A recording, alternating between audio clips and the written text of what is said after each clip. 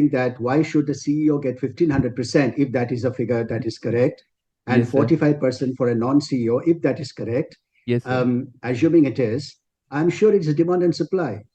The Hmm. demand for the CEO brain and his or Hmm. her quality is so immense that if that 1500% is not given, or maybe his salary or her salary was low already, if the Hmm. market correction is not given, he or she will be taken over by someone else.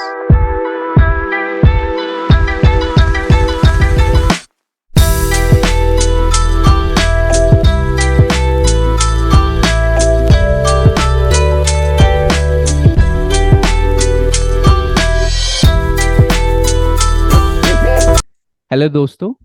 Today we have a very special guest with us, Mr. Robin Banerjee. First of all, I would like to dedicate a small poem to him. कीचड़ से भरे सरोवर में कमल सिंधु खिलते हैं, सिंधु के खारे जल में रत्न मोती मिलते हैं।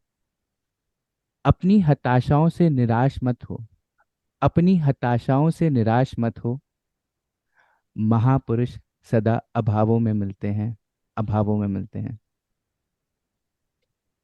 Wonderful. What a poem. बहुत बहुत बहुत बहुत शानदार. Wonderful. Thanks a lot, sir. Sir, how are you today? Good. Thank you, Vipin. Thank you. Good. First of all, I would like to tell all my viewers that Mr. Robin Banerjee, sir, is a senior professional executive with experience in large multinational corporations in over 20 countries. He is a chartered accountant, cost and management accountant, and a company secretary. He has also a master's degree in commerce.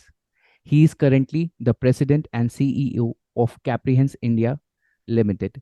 His earlier stints include Hindustan Unilever as GM, Arcelor-Mittal Germany as MD, Thomas Cook as Executive Director, Essar Steel as Executive Director, Suzlon Energy, Group CFO and member of Global Board. He was earlier nominated as the best CFO in India by Business Today's magazine. He is currently on the board for Independent Directors, India Institute of Corporate Affairs, Government of India. He is on the board of SME Chambers of India. He is the Vice Chairman of CII Maharashtra State Council and Chairman of CII West Region for Corporate Governance. Mr. Robin Banerjee has also written several books, including three best selling business nonfiction books: Corporate Frauds, Bigger, Broader, Bolder, Who Blunders and How, The Dumb Side of the Corporate World, and Who Blunders and How, Scams, Fraud, and the Dark Side of the Corporate World. So that's a little introduction to our special guest today. Thank you, Vipin. So, first of all, I would like to ask you, can you discuss your background and how you achieved success in your career? I don't think I have achieved success, but I carried out my duty to the best extent possible. I always believe that with the professionals, we need to try our very best every damn day. Yes, sir. Every day, we are on an interview situation. People are judging us every day, every moment. Don't think that I have performed yesterday, I can take rest today. Think of cricket, think of football, think of a sprint. You need to perform every time. There is no holiday. If you don't perform, maybe once they will give you a holiday, but not the second time. Think of a goalkeeper of a football match. There is no holiday for him or her. Right, sir. So every day we need to keep doing our best, which I always do. The second, as I went along with my corporate career, I realized that I need to update myself with the knowledge of the corporate world, especially for subjects which people perhaps are not aware of. So, in my young days of career, I noticed that my fellow professionals were not aware much of indirect taxation. And those days it used to be excise, central excise. And I took special interest in central excise, although that was not part of my daily duty. And I wrote three books on central excise, including a treatise on central excise of 2,200 pages. Okay, sir. So, one is to try your very best every day. Two, to keep updated with knowledge and developments around, which I did. And number three, I always try to use my common sense, which Right, I sir. realized is very uncommon.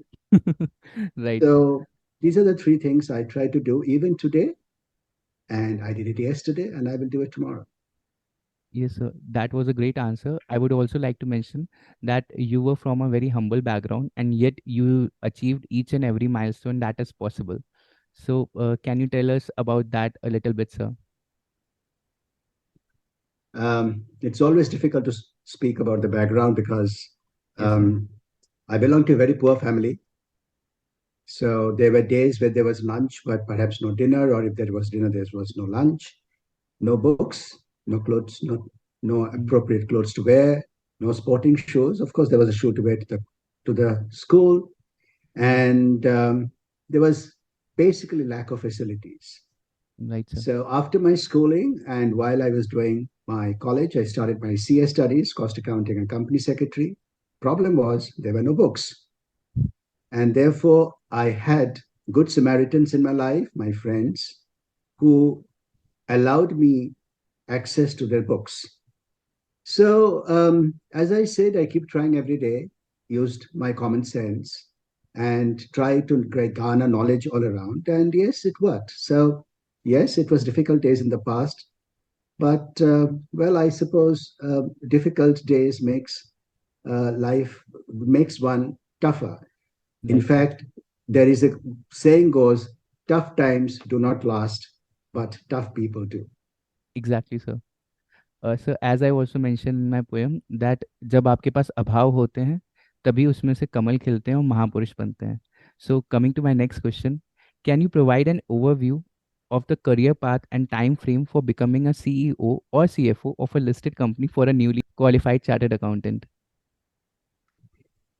Um, every newly qualified or every qualified CA, or for that matter, every qualified professional, in my view, has the opportunity and fair chance to become the CEO.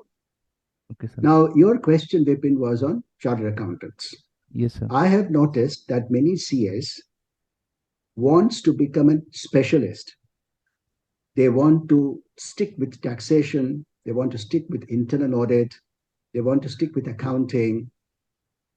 My submission, my submission is, if we have the vision of becoming the CEO, then the previous position perhaps needs to be CFO. Right.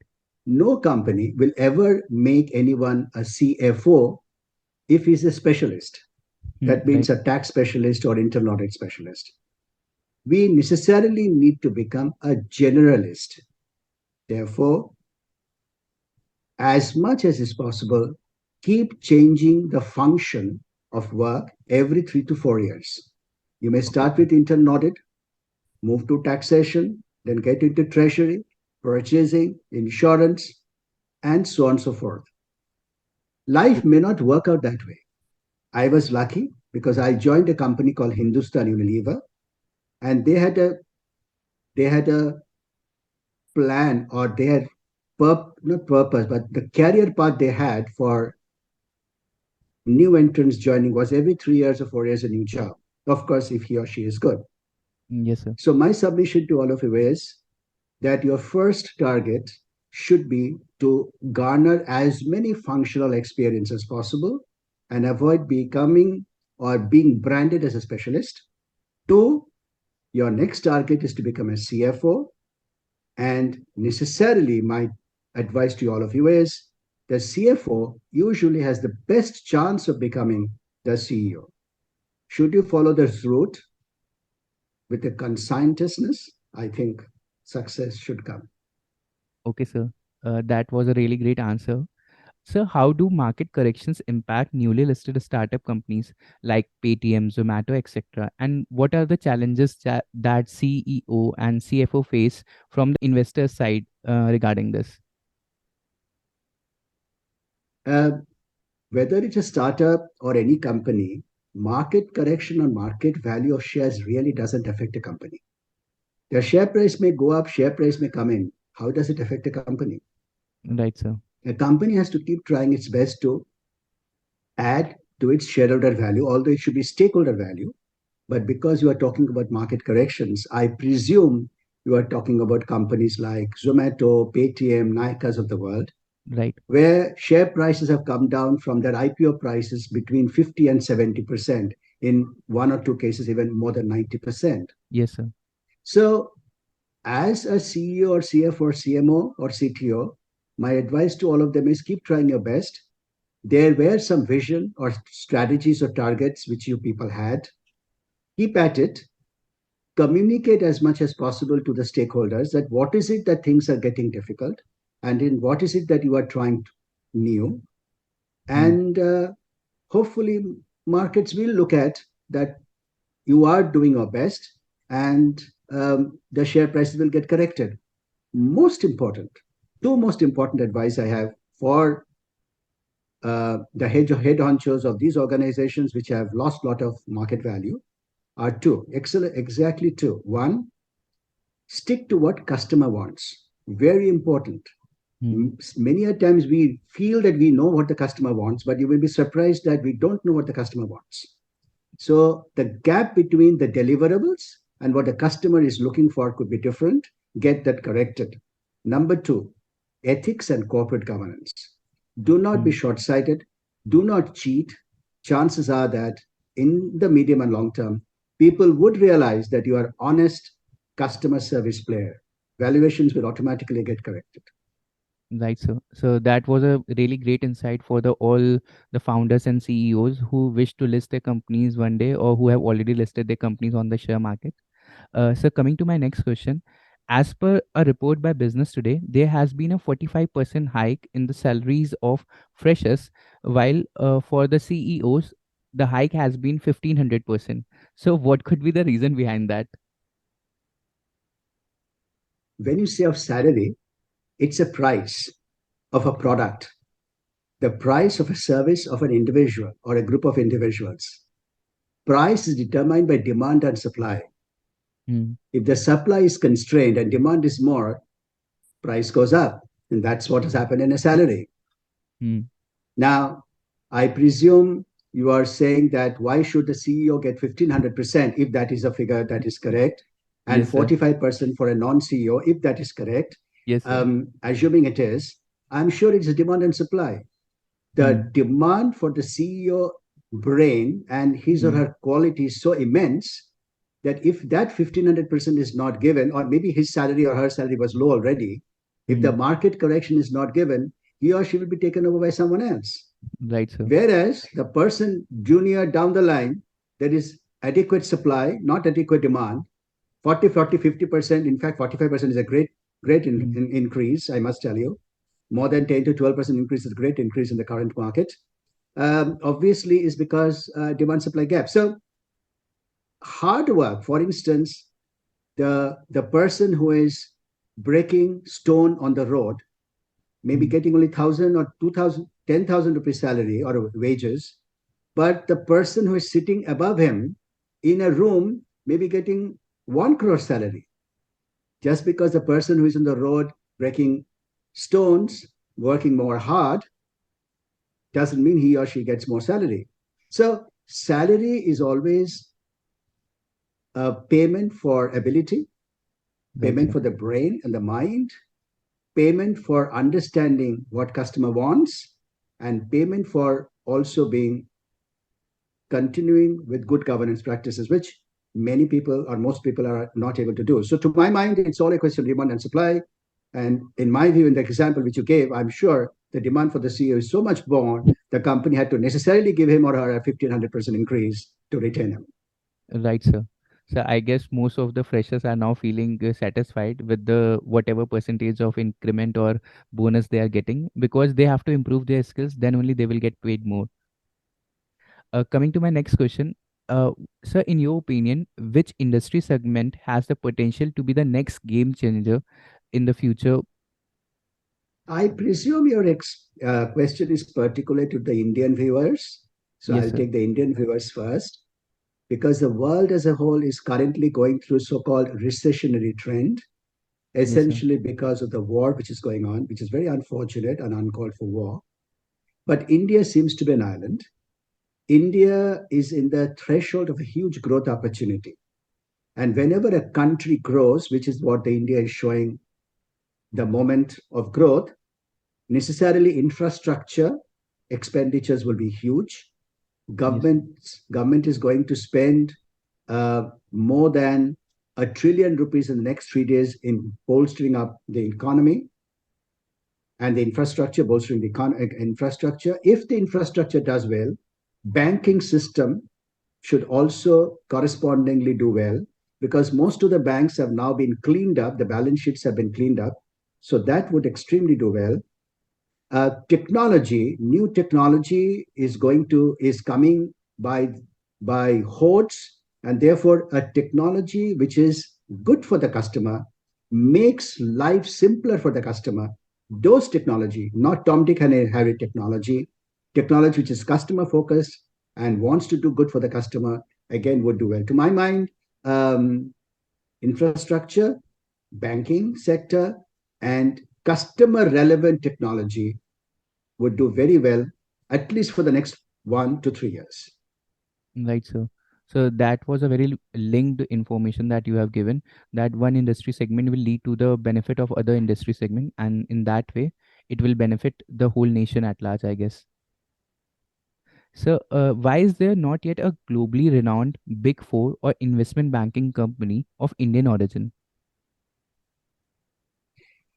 I would guess your first question, which you were wanting to say, why there is no big four among the chartered accountants firm Right. in India, why there is no India and Ernst and Young or India PwC or India Deloitte or India KPMG. Very Yes, sir. difficult to say. There is no reason why we should not. In order to build these giants, it takes time and it needs a lot of money. You are aware that these are actually partnerships. That means Right. there are a group of people, group of like-minded people or like-minded CAs or professionals have come together to build these organizations.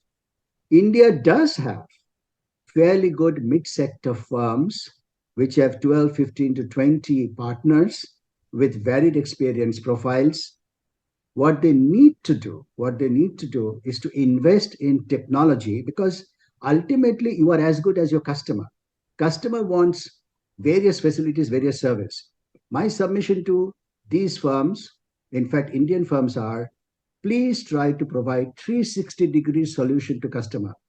Don't say I'm a tax company, don't say I'm an indirect tax firm, don't say I'm an internal audit firm. When a customer comes, when a corporate comes to a firm, to an advisory firm, actually they don't know what is their problem. They will say, this is my problem, what is the solution? So there Mhm. could be a tax related problem, HR related problem, market related problem, manufacturing related problem, logistics related problem, sourcing related problem. So a firm which can give a holistic solution would do extremely well. Now, I'm not obviously saying that Ernst& Young or PwC gives all the solution, but what they are doing now, these firms are giving global solution for normally, barring manufacturing, production, and marketing, almost every other solution these companies are able to provide. HR for sure, IT for sure, legal for sure, taxation, banking, if there is forensic, and so on and so forth. So we must have a 360-degree solution firms, make some investments, which is very important, because without investments, you can't grow large. Hmm. Three, have footfalls, try to have footfalls in other parts of the globe, so that a client sitting in India should also be able to get a view as to what is the law and the rule in US or Hmm. Australia, as the case may be. And it should definitely work, because there is no damn reason for an Indian firm not to become at par or bigger than Big Four. Right, sir. So there is absolutely no reason. We just have to hold our horses, get our resources together, get a branding, which is very important, have a Hmm. 360-degree solution, be a 360-degree solution provider, and always think of the customer. The moment the firm starts thinking of the customer, things would pan out quite well. Right, sir. So coming to my next question, why there are not many young CEOs seen in Indian listed companies, and whom do you admire as a young CEO or founder of the new startup world? I would guess the startup world in India does have good CEOs, no question. There are so many, there are 100 unicorns India has, which is uh, for companies which are already valued at Hmm. 7,500 or let's say 8,000 crores, which is $1 billion. Hmm. So there are quite a few. In fact, 100 unicorns mean there must be 100 effective CEOs. No one would make a value, give a valuation of a firm unless there is something in it. But there are no CEOs, young CEOs in listed companies. Mostly experienced people are given the chance for the CEO position in the listed company. So why is that so? There is no reason, Hmm. but please understand, um, there is a value for experience. Hmm. Let me give you an example of the World Cup football, which you have all know, so which we have seen recently. Yes, sir. Who was the best player of the World Cup? Lionel Messi. How old Right. is he? 37, 34. Who Right, was the sir. second best so-called player, although he did not do well in this game, was Cristiano Ronaldo, Right, sir. 37 years of age. Now, think the best players in the World Cup were actually 35, 36, 37, 38, including uh, the Polish paper player Roberto Lewandowski. Again, Luka of Croatia. They're all 37, 36. They're the best players of their country. They are Yes, sir. elderly people. Not just 23, 24. I think the exception was Mape, who is 24, Yes, sir. of France. Now, what is experience in a football match? A youngster in a football can jump higher, can run faster, can kick the ball better. But an experienced footballer like Messi knows where the ball will come. They Right. can plan in their mind the picture as to how the ball is going to move because he has seen it for 15, 20 years. If you Hmm. have noticed a game, you will see Messi is just standing where the ball is coming.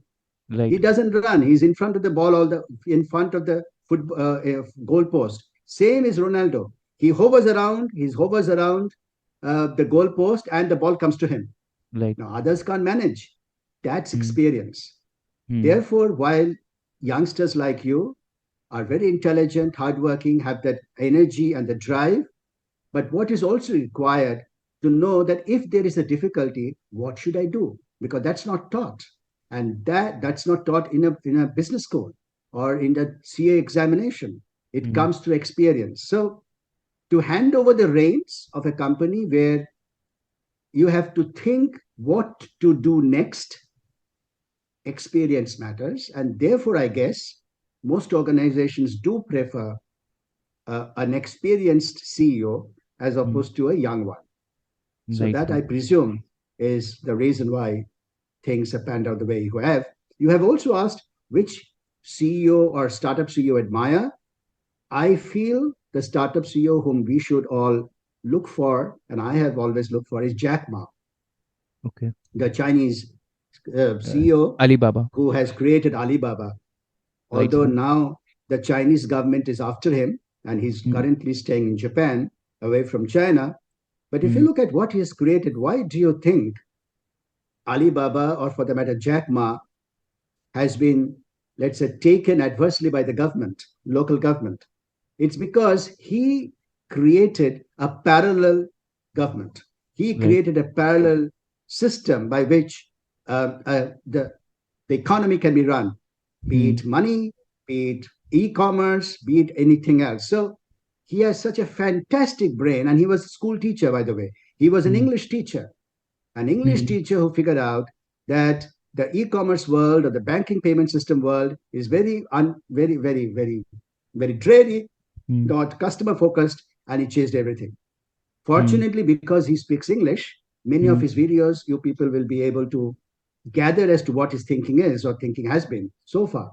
Hmm. So there are very many others, but I really admire Jack Ma, the way he um, created his organization from a system which perhaps was not very user friendly for his type of businesses which I was trying to drive.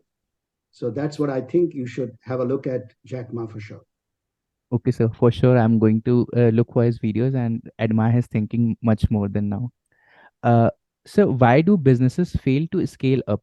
We have seen many businesses like Micromax, for example, that it was doing well, but when it tried to grow its segment to a flagship level or to make its mobile more relevant to the Indian market, it failed badly. And now we haven't seen much of Micromax right now. So why it is very difficult for the businesses to cater a larger set of consumers or a larger audience when they go up?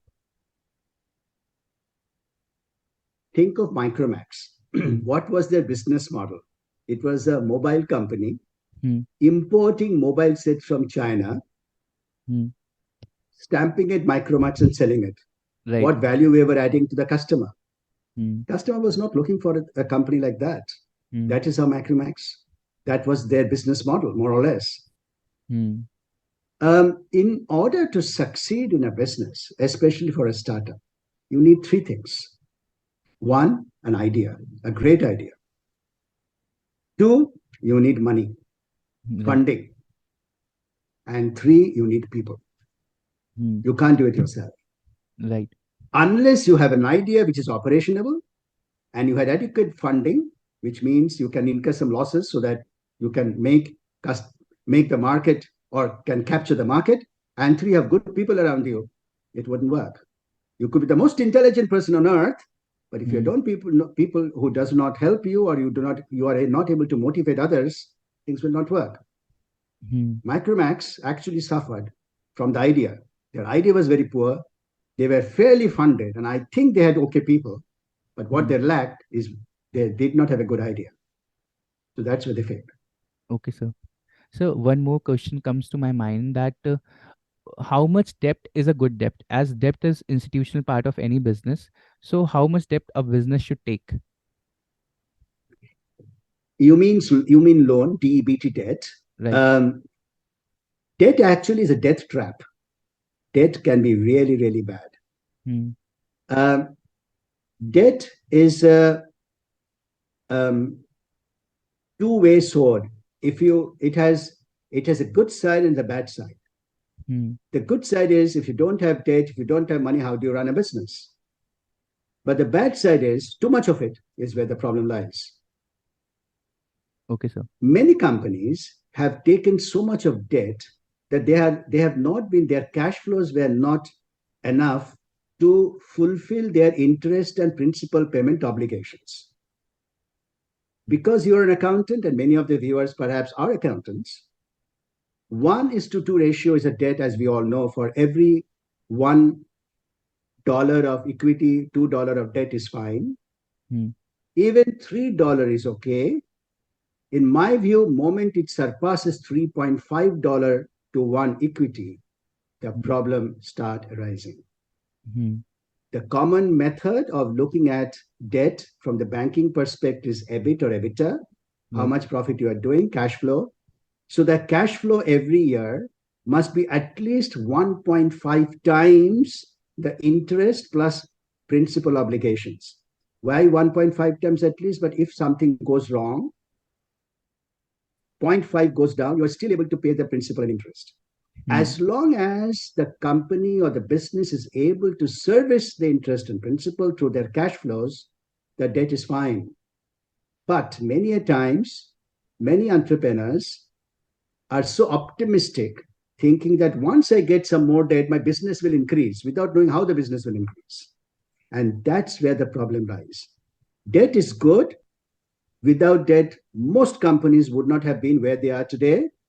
But what is important to have adequate debt, debt which can be serviced Hmm. even when the times are bad.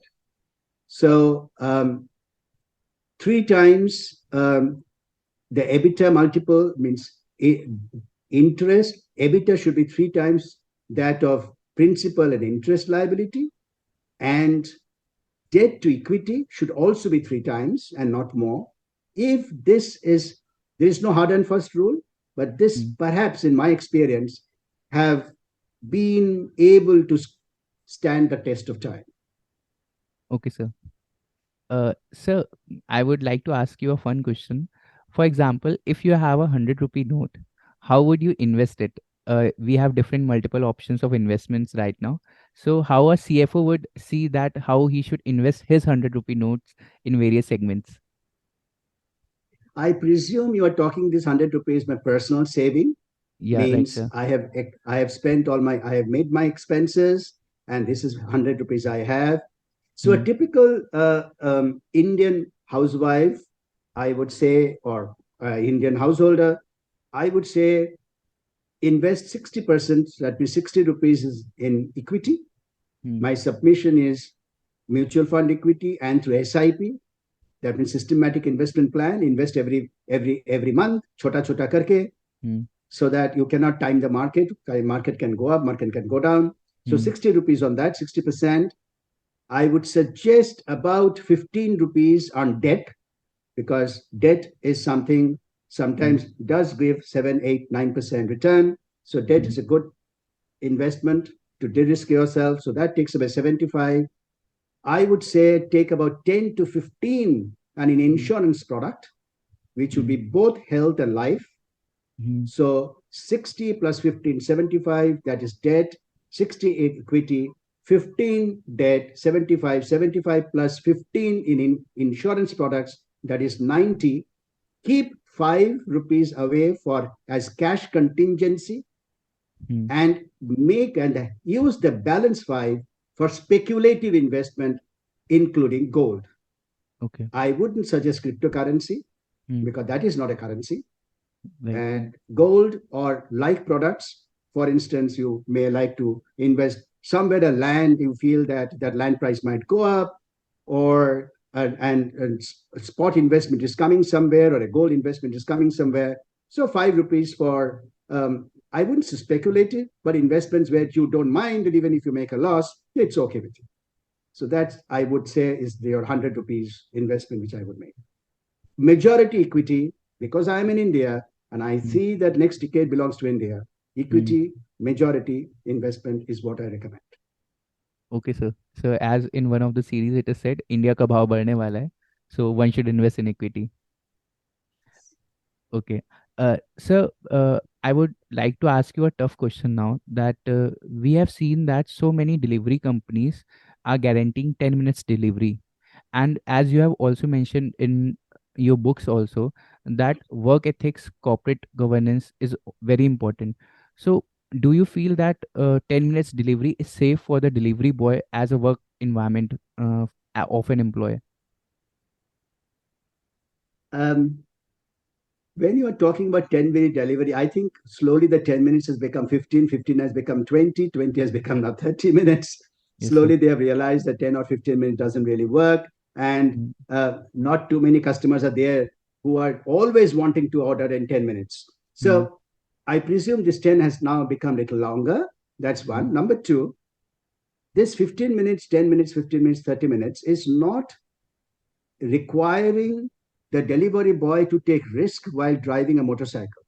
It is Mm. all a question of the system and processes. Where Mm. is the product being stored? How is the logistics systems working? How is the order of the customer going to him or Mm. her, to that system? How far is the customer located? Is the products located near the customer? For instance, I order milk, Mm. and assume for a moment I am in place called Kolaba in Mumbai, and I want milk. Mm.